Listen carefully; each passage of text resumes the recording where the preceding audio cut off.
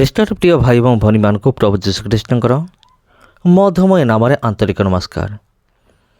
ପ୍ରିୟ ବନ୍ଧୁଗଣ, ଯେତେବେଳେ ମୁଁ ଏହି ଭିଡ଼ିଓ ଦେଖୁଥିଲି ସେତେବେଳେ ପରମେଶ୍ୱରଙ୍କର ସୃଷ୍ଟି ବିଷୟରେ ଗୋଟିଏ କଥା ମୋ ମନକୁ ଆସିଲା ଯେ ପରମେଶ୍ୱର କିଭଳି ଏ ଜଗତକୁ ସୃଷ୍ଟି କରିଥିଲେ।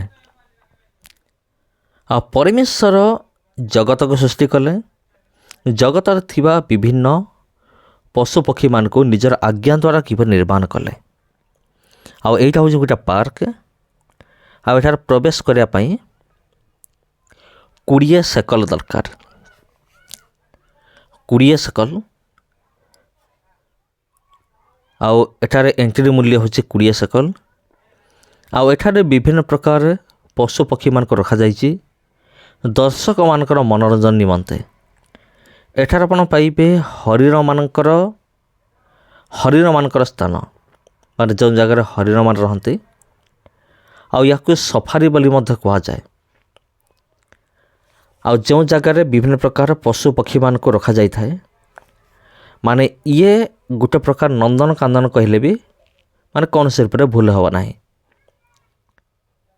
ତେବେ ପ୍ରିୟ ବନ୍ଧୁଗଣ, ଇସ୍ରାଏଲ ଦେଶର ଇଏ ହେଉଛି ଏକ ଜାଗା ଯାହାକୁ ସଫାରି କୁହାଯାଏ, କିମ୍ବା ଆପଣ କହିପାରିବେ ଯେ ଏକ ପାର୍କ। ଆଉ ଏଠାରେ ଦେଖନ୍ତୁ ଏକ ଜଳାଶୟ ମଧ୍ୟ ରହିଅଛି ଏବଂ ଜଳାଶୟ ନିକଟରେ ବିଭିନ୍ନ ପକ୍ଷୀମାନେ ବିଚରଣ କରୁଅଛନ୍ତି। ଆଉ ଯେମିତିକି ମୁଁ ଆପଣଙ୍କୁ କହିଲି, ଦର୍ଶକମାନଙ୍କର ମନୋରଞ୍ଜନ ନିମନ୍ତେ ଏ ସମସ୍ତ ଜିନିଷକୁ ରଖାଯାଇଛି, ଯେପରି ଦର୍ଶକମାନଙ୍କର ମନୋରଞ୍ଜନ ହେବାକୁ ପାରିବ। ତେବେ ଏହି ଜାଗା ଆପଣଙ୍କୁ କିପରି ଲାଗୁଛି କମେଣ୍ଟ କରିକି ନିଶ୍ଚିତ ଭାବରେ ଜଣାଇବେ। ଆଉ ସବସ୍କ୍ରାଇବ୍ କରିବାକୁ ବିଲକୁଲ ବି ଭୁଲିବେ ନାହିଁ। ତେବେ ଖ୍ରୀଷ୍ଟରେ ପ୍ରିୟ ଭାଇ ଭଉଣୀମାନେ, ଯେମିତିକି ମୁଁ ଆପଣମାନଙ୍କ ସହିତ ଆଲୋଚନା କରୁଥିଲି ପରମେଶ୍ୱରଙ୍କର ସୃଷ୍ଟି ବିଷୟରେ। ଆଉ ଏ ସମସ୍ତ ବିଷୟ ଦେଖିଲେ ମନେ ହୁଏ ସତରେ ପରମେଶ୍ୱରଙ୍କ ସୃଷ୍ଟି ମାନେ କେଡ଼େ ଅଦ୍ଭୁତ ଥିଲା। ପରମେଶ୍ୱରଙ୍କର ମୁଖରୁ ଆଜ୍ଞା ବାହାରିବା ମାତ୍ରେ ସମସ୍ତ ଜିନିଷ ସୃଷ୍ଟି ହେଲା। ପରମେଶ୍ୱର କେବଳ ଆଜ୍ଞା ଦେଲେ ଚଢ଼େଇମାନେ ଉଡ଼ନ୍ତୁ ବା ପକ୍ଷୀଗଣ ଉଡ଼ନ୍ତୁ, ଆଉ ବିଭିନ୍ନ ପ୍ରକାର ମାନେ ପଶୁମାନେ ସେମାନେ ଉତ୍ପନ୍ନ ହୁଅନ୍ତୁ। କେବଳ ଆଜ୍ଞା ଦେଲେ ସୂର୍ଯ୍ୟ ହେଇଯାଉ, ସୂର୍ଯ୍ୟ ହେଇଗଲା। ଆଉ ଆଜି ଦେଖନ୍ତୁ, ଆମର ଭାରତ ବର୍ଷରେ ବି କୁହନ୍ତୁ କିମ୍ବା ସମଗ୍ର ପୃଥିବୀରେ ଯଦି ଆମେ ଦେଖିବା, କେତେ ପ୍ରକାରର ପକ୍ଷୀମାନେ ସବୁ ଅଛନ୍ତି। ମାନେ ଏତେ ପ୍ରକାର ପକ୍ଷୀମାନେ ସବୁ ଅଛନ୍ତି ଯାହାର କଳ୍ପନା ଆମେ କରିପାରିବା ନାହିଁ। ଆମେ ମାତ୍ର ତା ଭିତରୁ ପ୍ରାୟ ବହୁତ କମ୍ ପଶୁପକ୍ଷୀମାନଙ୍କୁ ଆମେ ଜାଣିଛୁ। କିନ୍ତୁ ଏହା ଛଡ଼ା ବି ଆହୁରି ବିଭିନ୍ନ ପ୍ରକାର ପଶୁପକ୍ଷୀମାନେ ଏ ପୃଥିବୀରେ ସେମାନେ ବାସ କରନ୍ତି, ଯାହାର ହିସାବ ଆମ ପାଖରେ ନାହିଁ, ଆଉ ଯାହାକୁ ଆମେମାନେ ଜୀବନରେ ବି କେବେ ଦେଖିନୁ। ଏମିତି ବି ଜନ୍ତୁମାନେ ଅଛନ୍ତି। ଆପଣ ସମୁଦ୍ରରେ ଦେଖନ୍ତୁ, ସମୁଦ୍ରରେ କେବଳ ଲୋକମାନେ ଜାଣନ୍ତି ମାଛ ରହନ୍ତି କିମ୍ବା ବେଙ୍ଗ ରହନ୍ତି କିମ୍ବା ସାପ।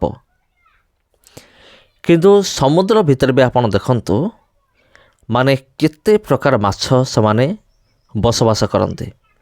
ଏ ସମସ୍ତ ବିଷୟ ହେଉଛି ପରମେଶ୍ୱରଙ୍କର ରଚନା ଏବଂ ପରମେଶ୍ୱରଙ୍କର ଅଦ୍ଭୁତ କାର୍ଯ୍ୟ। ଆଉ ପରମେଶ୍ୱର ଏହି ସମସ୍ତ ସୃଷ୍ଟି କଲେ ମାତ୍ର 6 ଦିନ ଭିତରେ। ପରମେଶ୍ୱର ସବୁକିଛି ସୃଷ୍ଟି କଲେ। ଆପଣ ଯାହା ବି ପଶୁପକ୍ଷୀ ଦେଖନ୍ତୁ, ଆପଣ ଯେତେ ବି ଜୀବଜନ୍ତୁ ଆପଣ ଦେଖୁଥାନ୍ତୁ ନା କାହିଁକି, ଏ ସମସ୍ତ ବିଷୟ ହେଉଛି ପରମେଶ୍ୱରଙ୍କ ସୃଷ୍ଟି। ଆଉ ଅନେକ ପୃଥିବୀରେ ଲୋକମାନେ ଅଛନ୍ତି ଯେଉଁମାନେ କି ପରମେଶ୍ୱରଙ୍କର ସୃଷ୍ଟିକୁ ସେମାନେ ବିଶ୍ୱାସ କରନ୍ତି ନାହିଁ। ଏପରିକି ନାସ୍ତିକମାନେ ସବୁ ଅଛନ୍ତି, ଯେଉଁମାନେ କି ପରମେଶ୍ୱର ଅଛନ୍ତି ବୋଲି, ଈଶ୍ୱର ଅଛନ୍ତି ବୋଲି ସେମାନେ ବିଶ୍ୱାସ କରନ୍ତି ନାହିଁ। କିନ୍ତୁ ପ୍ରିୟ ବନ୍ଧୁଗଣ, ପରମେଶ୍ୱର ଅଛନ୍ତି। ପରମେଶ୍ୱର ଥିବାରୁ ଏ ସମସ୍ତ ବିଷୟ କେମିତି ସୃଷ୍ଟି ହେଲା। ଆଉ ଅନେକ କହନ୍ତି ସବୁ ଆପେ ଆପେ ସୃଷ୍ଟି ହେଇଛି।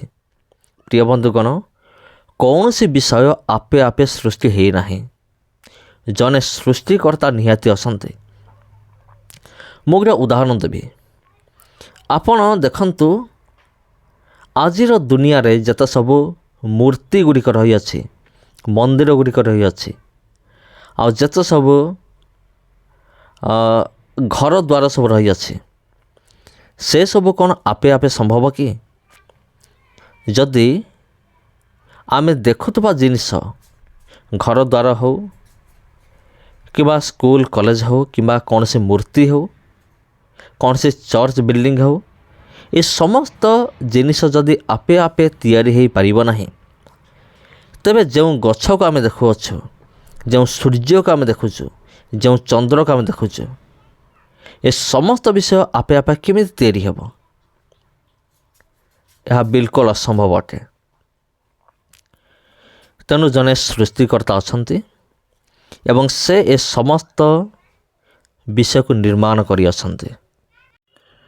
ତେବେ ପ୍ରିୟ ବନ୍ଧୁଗଣ, ପରିବେଶଙ୍କ ସୃଷ୍ଟି କେଡ଼େ ଅଦ୍ଭୁତ ଅଟେ। ତେବେ ଖ୍ରୀଷ୍ଟର ପ୍ରିୟ ଭାଇ ଭଉଣୀମାନେ, ଏ ଭିଡ଼ିଓ ଆପଣଙ୍କୁ କିପରି ଲାଗିଲା କମେଣ୍ଟ କରିକି ନିଶ୍ଚିତ ଭାବରେ ଜଣାଇବେ। ଆଉ ଯଦି ଏ ଭିଡ଼ିଓ ଆପଣଙ୍କୁ ଭଲ ଲାଗିଥାଏ, ଆଉ ଭିଡ଼ିଓକୁ ନିଶ୍ଚିତ ଭାବରେ ସେୟାର କରନ୍ତୁ। ଆଉ ଆଜିର ଭିଡ଼ିଓରେ ଆମେମାନେ ଦେଖିଲୁ ଇସ୍ରାଏଲ ଦେଶର ଏକ ପାର୍କ ବା ଏକ ସଫାରିକୁ ଆମେମାନେ ଦେଖିଲୁ। ଆଉ ଯେଉଁ ଜାଗାରେ ବିଭିନ୍ନ ପ୍ରକାର ପଶୁ ପକ୍ଷୀମାନଙ୍କୁ କ'ଣ କରାଯାଏ, ରଖାଯାଇଥାଏ ଏବଂ ସେମାନେ ସ୍ୱାଧୀନ ଭାବରେ ବିଚରଣ କରନ୍ତି, ବନ୍ଦୀ ଅବସ୍ଥାରେ ନୁହେଁ। ସେମାନେ ସ୍ୱାଧୀନ ଭାବରେ ସେମାନେ କ'ଣ କରନ୍ତି, ବିଚରଣ କରନ୍ତି ଆଉ ସେମାନଙ୍କୁ ରଖାଯାଇଥାଏ। ତେବେ ଖ୍ରୀଷ୍ଟରେ ପ୍ରିୟ ଭାଇ ଏବଂ ଭଉଣୀମାନେ, ତେବେ ଏ ଭିଡ଼ିଓକୁ ଆପଣ ସେୟାର କରନ୍ତୁ ଆଉ ଏ ଚ୍ୟାନେଲକୁ ନିଶ୍ଚିତ ଭାବରେ ସବସ୍କ୍ରାଇବ୍ କରନ୍ତୁ, କାରଣ ଏମିତି ଭିଡ଼ିଓ ଆଗାମୀ ଦିନମାନଙ୍କରେ ଆହୁରି ବି ଆପଣଙ୍କୁ ମିଳିବାକୁ ପାରିବ। ତେବେ ପ୍ରିୟ ବନ୍ଧୁଗଣ, ପୁଣି ଭେଟ ହେବ ଆପଣଙ୍କ ସହିତ ଆଉ ଗୋଟେ ଭିଡ଼ିଓରେ। ଆଉ ଆଗାମୀ ଭିଡ଼ିଓ ମଧ୍ୟ ଆମେମାନେ ବାଇବେଲର ଏକ ଐତିହାସିକ ଜାଗାକୁ ନେଇକି ଆମେମାନେ ଆଲୋଚନା କରିବା। ସମସ୍ତଙ୍କୁ ନମସ୍କାର। ପ୍ରିୟ ବନ୍ଧୁଗଣ, ଏଇଠି ଗୋଟେ ଦୋକାନ ରହିଅଛି, ଛୋଟ ଦୋକାନ। ସମସ୍ତଙ୍କୁ ନମସ୍କାର। ବର୍ତ୍ତମାନ ପାଇଁ ଏତିକି। ପୁଣି ଭେଟ ହେବ ଆମ ସହିତ ଆଉ ଗୋଟେ ଭିଡ଼ିଓରେ। ଧନ୍ୟବାଦ।